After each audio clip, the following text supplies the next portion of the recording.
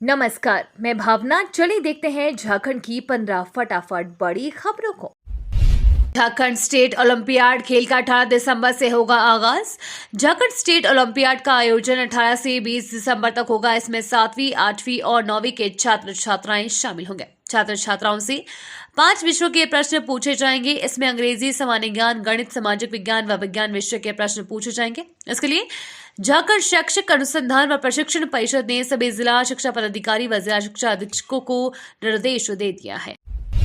ओडिशा के राज्यपाल बनने के बाद पहली बार झारखंड आए रघुवर दास। ओडिशा के राज्यपाल बनने के बाद झारखंड के पूर्व मुख्यमंत्री रघुवर दास पहली बार रांची आई। यहाँ एयरपोर्ट पर सैकड़ों की संख्या में भाजपा कार्यकर्ताओं ने उनका ढोल नगाड़ों के साथ स्वागत किया। कार्यकर्ताओं ने अंग वस्त्र, बुकी और फूल मालाओं से उनका अभिनंदन किया। इस मौके पर उन्हें गार्ड ऑफ ऑनर भी दिया गया। स्वागत करने वालों में रांची के सांसद संजय सेठ, विधायक नवीन जायसवाल, शिव पूजन पाठक, भाजपा प्रदेश कार्य समिति सदस्य भी शामिल थे। केंद्र ने जारी किया झारखंड के मनरेगा मजदूरी का 620 करोड़ रुपए। राज्य के मनरेगा मजदूरों का बकाया मजदूरी का भुगतान संभव हो सकेगा। केंद्र सरकार ने मजदूरी मद में 620 करोड़ जारी किया है। राज्य के मनरेगा मजदूरों का पिछले 4-5 माह से मजदूरी बकाया था, जिससे मनरेगा का काम प्रभावित हो रहा था। झारखंड के इन शहरों से बिहार, यूपी के लिए चलेगी छठ स्पेशल ट्रेन। छठ पर्व में यात्रियों की हो रही भीड़ को देखते हुए दक्षिण पूर्व रेलवे के चक्रधरपुर रेल मंडल ने टाटा से छपरा के लिए स्पेशल ट्रेन चलने का निर्णय लिया है। यह ट्रेन टाटा छपरा के बीच 2 फेरे लगाएगी। इसको लेकर दक्षिण पूर्व रेलवे ने अधिसूचना जारी कर दी है। अधिसूचना के मुताबिक टाटा छपरा छठ स्पेशल 15 नवंबर और 22 नवंबर को टाटा से दिन के 1:20 पर प्रस्थान करेगी और अगले सुबह 3 बजे छपरा पहुंचेंगी। सब जूनियर नेशनल एथलेटिक्स चैंपियनशिप में झारखंड ने जीती गोल्ड। कोयम्बटूर में आयोजित 38वीं राष्ट्रीय सब जूनियर एथलेटिक्स चैंपियनशिप में झारखंड की आशा किरण बारला ने नए नेशनल रिकॉर्ड के साथ 800 मीटर रेस में स्वर्ण पदक जीता है। आशा ने 2 घंटे 4 मिनट और 12 सेकंड में ये रेस पूरी की है। आशा को इस प्रतियोगिता के अंडर 20 में बेस्ट एथलीट का अवार्ड मिला है। वहीं राज्य के संकेत मिश्र ने 300 मीटर में नए रिकॉर्ड 34.72 सेकंड के साथ स्वर्ण पदक जीता है।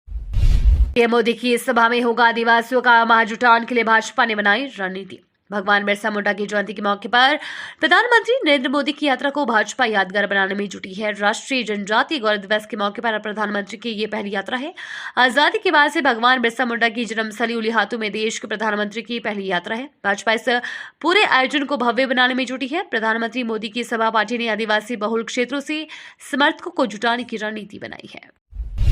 दिवाली के बाद बिरसा के गांव उलिहातू आएंगे नरेंद्र मोदी। ऐसा करने वाले होंगे पहले पीएम। 15 नवंबर को वीर बिरसा मुंडा की जयंती पर पिछले साल प्रधानमंत्री नरेंद्र मोदी ने राष्ट्रीय जनजातीय गौरव दिवस के रूप में मनाने की घोषणा की थी। इसका ठीक 1 साल के बाद 15 नवंबर को प्रधानमंत्री स्वयं बिरसा मुंडा की जन्मस्थली उलिहातू में मौजूद होकर उन्हें श्रद्धांजलि अर्पित कर रहे होंगे। झारखंड के लिए एक बड़े गौरव की बात होगी। बिरसा मुंडा की जन्मस्थली पहुंचने नरेंद्र मोदी देश के पहले प्रधानमंत्री। सीबीआई में अस्थायी रूप से प्रतिनियुक्त आईपीएस सुभाष चंद्र जाट बनाए डीजीपी के स्पेशल असिस्टेंट।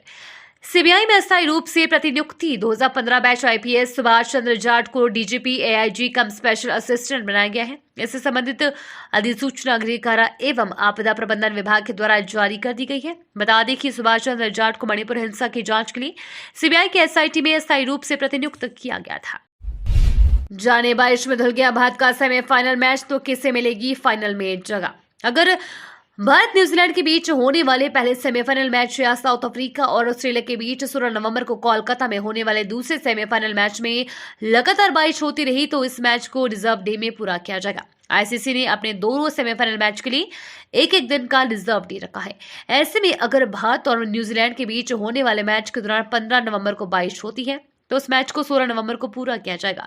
अगर 16 नवंबर को भी बारिश नहीं रुकती है और मैच पूरा नहीं हो पाता है तो उस टीम को फाइनल में जगह का मौका मिलेगा जो अंक तालिका में ऊपर है। अयोध्या ने अपना ही विश्व रिकॉर्ड तोड़ा। राम की पैड़ी पर एक साथ जले 22 लाख दिए। दीपावली के अवसर पर अयोध्या नगरी में भव्य दीपोत्सव का आयोजन किया गया। राम की नगरी 22 लाख से ज्यादा दीपों से जगमगा उठा। लेकिन दिलचस्प बात यह है कि 22 लाख दिए जलाकर अपना ही रिकॉर्ड तोड़ दिया और एक बार फिर एक नया रिकॉर्ड अपने नाम किया है। भगवान राम की नगरी अयोध्या में ये उपलब्धि तब हासिल की है जब दिवाली की पूर्व संध्या पर दीपोत्सव समारोह के दौरान एक ही समय में 51 घाटों पर लगभग 22-23 लाख मिट्टी के दीपक जलाए गए। 2017 में सीएम योगी आदित्यनाथ के नेतृत्व वाली सरकार के गठन के साथ अयोध्या में दीपोत्सव समारोह शुरू हुआ। गवाह पर दबाव बना रहे साहिबगंज एसपी के ईडी के रडार पर पूछताछ के लिए भेजा बुलावा। साहिबगंज के एसपी नौशाद आलम ईडी के गवाह को हॉस्टाइल कराने के केस में एजेंसी के रडार पर आ गए हैं। ईडी ने नौशाद आलम को 22 नवंबर को पूछताछ के लिए बुलाया है।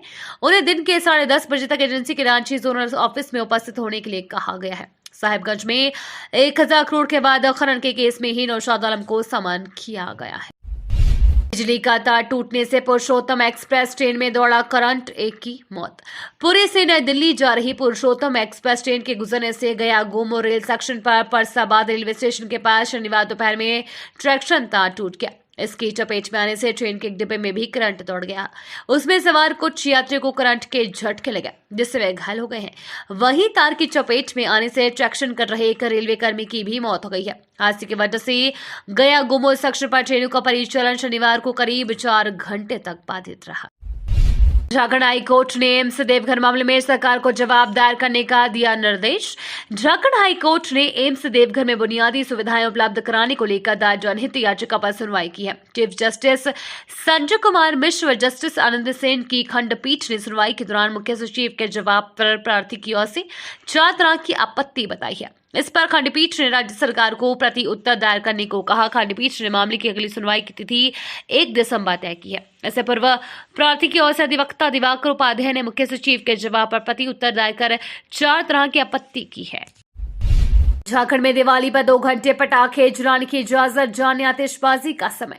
झारखंड राज्य प्रदूषण नियंत्रण बोर्ड के एक अधिकारी ने बताया कि दिवाली की रात पटाखे जलाने की इच्छा रखने वाले लोग रविवार रात 8 बजे से 10 बजे तक 2 घंटे के लिए ऐसा कर सकते हैं। जेएसपीसीबी के एक अधिकारी ने बताया कि इसी तरह की अनुमति गुरु पर्व, छठ, क्रिसमस और नववर्ष पर दी जाएगी, लेकिन अवधि अलग हो सकती है। स्कॉर्पियो चोरी करने वाले अंतर्राज्यीय गिरोह का खुलासा, दुमका से 6 अपराधी गिरफ्तार। दुमका सहित झारखंड के विभिन्न जिलों से सैकड़ों स्कॉर्पियो की चोरी करने वाले एक अंतर्राज्यीय गिरोह का दुमका पुलिस ने भंडाफोड़ किया है। इस गिरोह में शामिल 6 अपराधी दबोचे गए हैं। अपराधियों के इस सिंडिकेट ने 100 से अधिक स्कॉर्पियो की चोरी में अपनी संलिप्तता स्वीकार की है। ये तो थी आज की बड़ी खबरें। अपने गांव या शहर की न्यूज देखने के लिए हमें कमेंट में जरूर बताएं कि आप न्यूज को कहां से देख रहे हैं।